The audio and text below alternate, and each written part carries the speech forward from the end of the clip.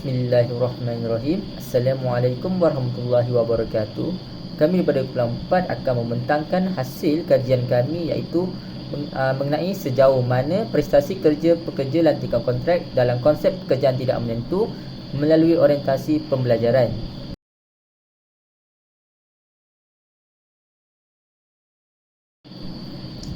Di dalam sektor pekerjaan, sesebuah organisasi akan menggunakan campuran pelbagai jenis pekerja yang berlainan untuk memenuhi keperluan tenaga buruh dan juga keperluan kerja. Jenis kaki tangan yang terlibat mungkin terdiri daripada pekerja yang berjawatan tetap dan juga pekerja yang lantikan kontrak. Dalam kajian ini, kami akan lebih memfokuskan kepada pekerja lantikan kontrak. Konsep pekerjaan tidak menentu merupakan keadaan pekerjaan yang fleksibel di mana seseorang bekerja dalam suatu pekerjaan yang tidak memiliki jadual waktu kerja yang tetap, lokasi kerjanya mungkin tidak tetap dan jawatan atau status yang disandang juga tidak tetap. Dia juga kerja berbayar yang bersifat jangka masa pendek, tahap perlindungan pekerjaan yang rendah, kawalan yang tidak mencukupi terhadap situasi kerja dan faedah sosial yang diterima adalah terhad. Walaupun pekerja lantikan kontrak berhadapan dengan cabaran situasi kerja yang tidak menentu, mereka boleh mengambil peluang untuk belajar bagi meningkatkan pengetahuan serta kemahiran dalam bidang kerjaya yang diceburi. Konsep ini secara tidak langsung dapat membantu pekerja lantikan kontrak untuk lebih memahami skop kerja sesuatu jawatan yang terdapat di dalam organisasi dengan memerhati berinteraksi dengan orang lain atau pengalaman yang diperoleh suatu pekerja. Jadi untuk prestasi kerja pula ialah penilaian pekerjaan seseorang itu jika pekerjaan itu melakukan tugasnya dengan baik atau tidak. Sebagai contoh, kita ada salah satu fungsi Key Performance Indicator sebagai satu fungsi untuk menentukan bahawa pekerja itu mempunyai prestasi kerja yang baik atau tidak. Konsep latihan pekerja kontrak juga akan mengakibatkan prestasi kerja seseorang itu akan merudum atau meningkat. Apakah kesan konsep pekerjaan tidak menentu ke atas prestasi kerja pekerja lantikan kontrak? Saya ada bagi 6 faktor yang akan menjejaskan prestasi pekerja latihan kontrak. Nombor 1 ialah ketidakpastian pekerjaan. Pekerja kontrak sering menghadapi kekurangan jaminan pekerjaan kerana pekerjaan mereka biasanya untuk tempoh tetap atau projek tertentu. Ketidakpastian tentang pekerjaan masa hadapan ini boleh memberi kesan kepada motivasi dan prestasi kerja mereka. Yang kedua ialah komitmen terhad. Pekerja kontrak mungkin tidak berasa committed terhadap organisasi sebagai pekerja tetap kerana mereka bukan sebahagian daripada tenaga kerja jangka panjang. Komitmen yang berkurangan ini boleh menjejaskan dedikasi dan penglibatan mereka di tempat kerja. Dan untuk nombor 3 pula, motivasi dan kepuasan kerja. Pekerja kontrak mungkin mempunyai tahap motivasi dan kepuasan kerja yang berbeza berbanding dengan pekerja tetap. Jika mereka berasa kurang nilai atau tidak diberi pampasan, ia boleh menjejaskan prestasi mereka. Yang keempat ialah beban kerja dan tekanan. Pekerja kontrak mungkin mengalami turun naik dalam beban kerja dan mungkin diperlukan untuk mengendalikan beban kerja yang lebih tinggi semasa tempoh puncak. Ini boleh menyebabkan tekanan dan berpotensi memberi kesan kepada prestasi kerja mereka. Nombor 5 ialah terma dan syarat kontrak. Terma dan syarat khususnya kontrak termasuk kadar gaji, waktu kerja dan jagaan pekerjaan boleh mempengaruhi prestasi kerja. Terma yang tidak adil atau tidak menguntungkan boleh membawa kepada rasa tidak puas hati dan penurunan prestasi kerja mereka. Dan akhir sekali ialah faktor luaran. Faktor di luar tempat kerja seperti isu peribadi atau keadaan ekonomi juga boleh memberi kesan kepada prestasi kerja dalam kalangan pekerja kontrak. Maka dengan ini saya akan teruskan dengan soalan ketiga, iaitu orientasi pembelajaran. Jadi, apakah itu dimaksudkan dengan orientasi pembelajaran? Orientasi pembelajaran ini merujuk kepada pendekatan seseorang terhadap pekerjaan mereka dalam konteks pembelajaran dan perkembangan diri. Ini melibatkan sikap, kecenderungan dan tingkah laku individu terhadap peluang untuk memperoleh pengetahuan, kemahiran dan pengalaman dari tugas-tugas atau pekerjaan mereka. Dalam konteks organisasi pula, orientasi pembelajaran adalah satu elemen penting yang mempengaruhi bagaimana individu menerima, mengguna dan berkembang dari pengalaman kerja mereka. Okey, dengan itu kami sudah mengetahui tentang orientasi pembelajaran. Maka timbul pula satu persoalan, iaitu adakah pekerja lantikan kontrak mengambil peluang untuk menimba ilmu serta kemahiran dari pekerjaan mereka?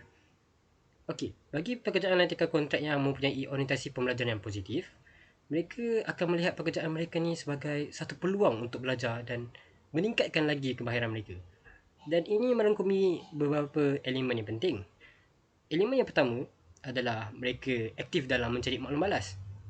Pekerja lantikan kontrak yang mempunyai orientasi pembelajaran yang baik akan sentiasa mencari maklum balas tentang prestasi mereka. Dan hal ini adalah kerana mereka ingin tahu bagaimana mereka boleh melakukan kerja itu lebih baik serta lebih efisien. Elemen kedua pula ialah belajar dari kesilapan. Pekerja lantikan kontrak yang mempunyai orientasi pembelajaran akan melihat kesalahan mereka sebagai satu peluang untuk belajar dan memperbaiki diri. Dan elemen ketiga pula, pembangunan kemahiran. Mereka mencari peluang untuk mengembangkan kemahiran yang berkaitan dengan pekerjaan mereka.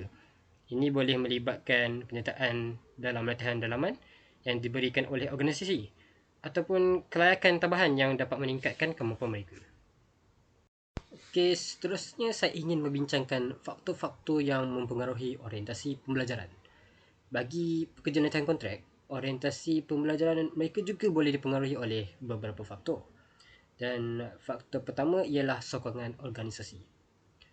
Okey, sebagaimana kita tahu, organisasi tempat mereka bekerja memainkan peranan yang sangat penting dalam membentuk orientasi pembelajaran. Jika sesebuah organisasi memberikan sokongan kepada pekerja-pekerja latihan kontrak untuk belajar dan berkembang, ini dapat memotivasikan mereka untuk mengambil lebih peluang untuk meningkatkan diri melalui pekerjaan mereka. Faktor yang seterusnya adalah budaya organisasi. Budaya organisasi yang mendorong kepada pembelajaran dan perkembangan dapat mempengaruhi sikap pekerja latihan kontrak terhadap pembelajaran. Jika sesebuah organisasi ini memberi nilai atau tumpuan kepada pembelajaran dan membolehkan ruang untuk inisiatif pembelajaran, pekerja-pekerja mereka akan lebih cenderung mempunyai orientasi pembelajaran yang positif. Dan faktor yang terakhir adalah persekitaran kerja. Persekitaran kerja yang dinamik dan menggalakkan perkongsian pengetahuan serta pengalaman mereka dapat membantu pekerja lantikan kontrak mengambil lebih banyak peluang untuk belajar.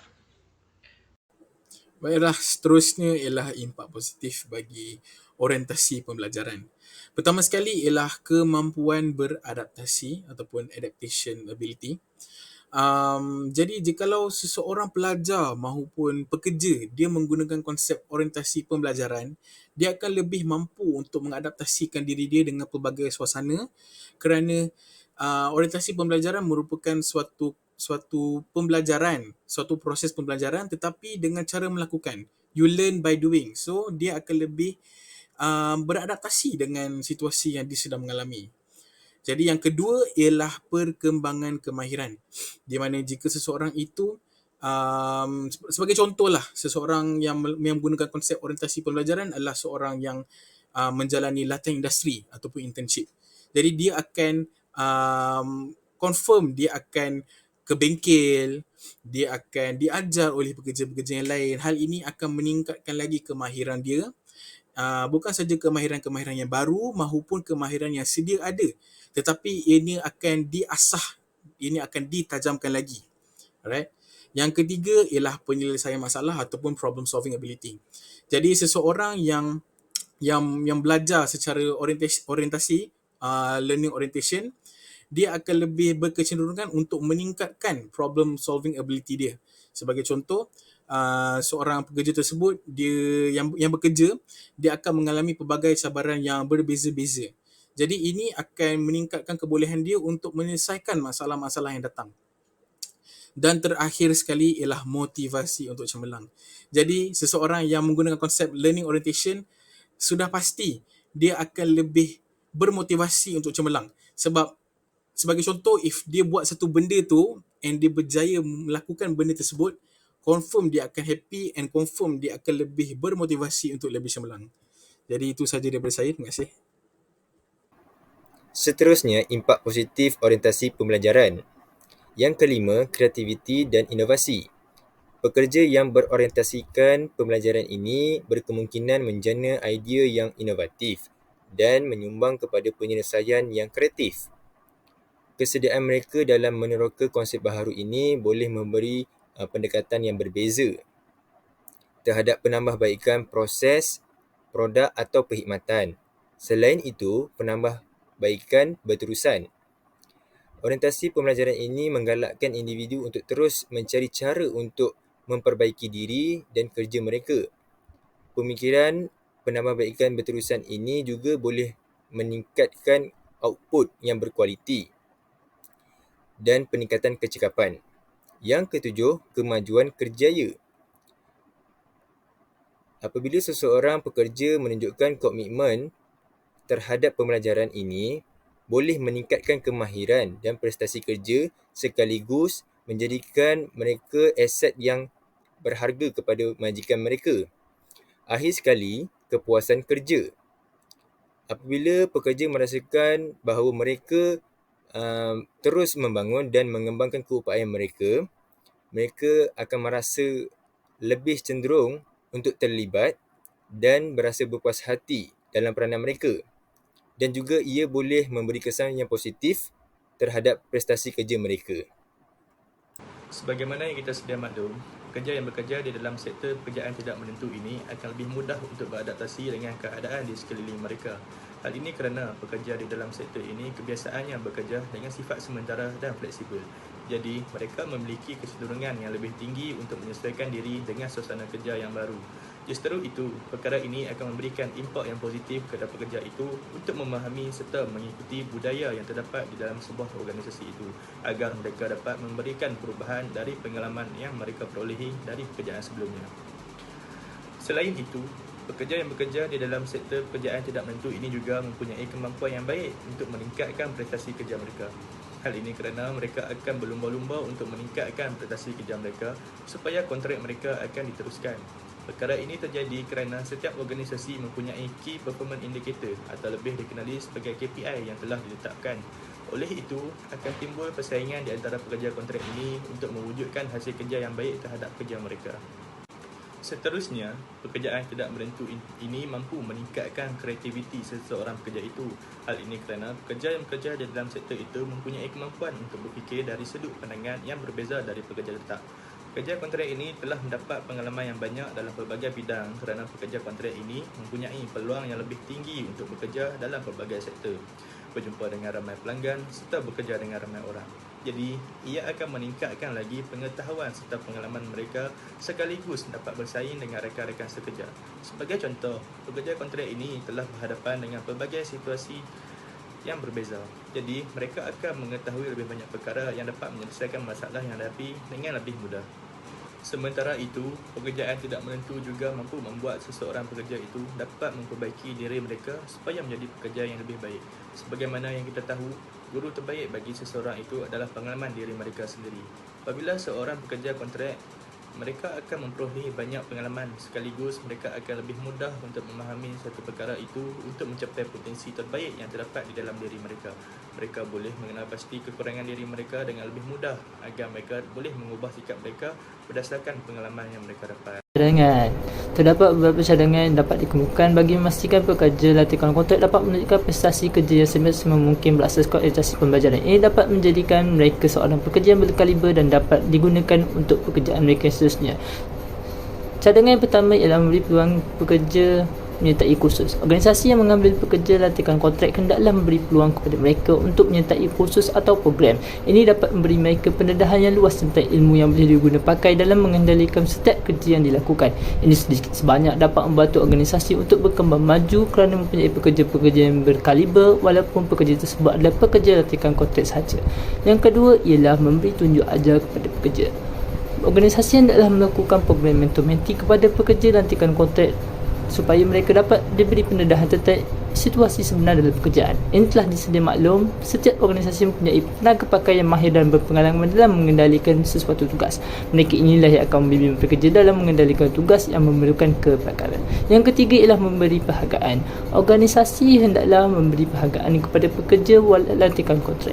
Walaupun mereka bukan merupakan pekerja tetap di organisasi tersebut, namun kita mestilah menghargai pengorbanan mereka lakukan. Sebagai contoh, mereka telah banyak mengerah tenaga dalam memastikan organisasi berada dalam keadaan yang optimum supaya objektif syarikat yang telah ditetapkan dapat dicapai. Selain itu, ini dapat menimbulkan perasaan dihargai dalam kalangan pekerja kerana usaha mereka selama ini tidak dilupakan walaupun mereka berbakti hanya sementara sahaja.